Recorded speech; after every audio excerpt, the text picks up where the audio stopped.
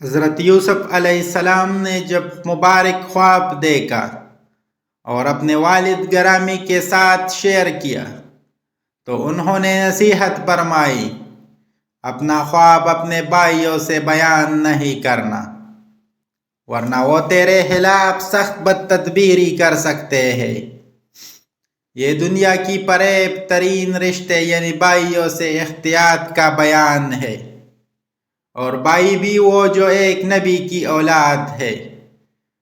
تو تائے دیگرا جو رسد حسد ایک ایسا مرض ہے جس کی کرم فرمائیاں سب سے پہلے انسان حضرت آدم پر ہوئے، ان کا بیٹا اور دنیا کا پہلا مقتول بھی اسی مرض کے نتیجے میں ہوا۔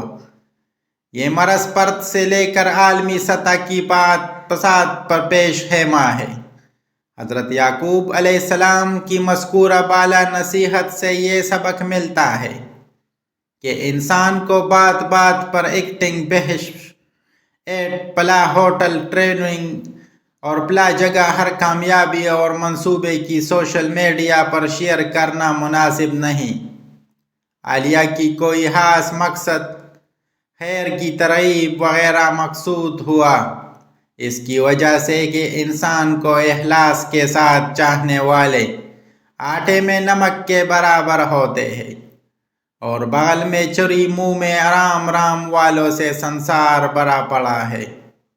اللہ نے اپنے قرآن کا اختتام حاسد کے شر سے پناہ مانگنے پر کیا ہے، یعنی اس پیام آخری کا آغاز الحمدللہ کے ذریعے اللہ کا شکر ادا کرنے اور انجام حاسد سے پناہ پر ہوتا ہے۔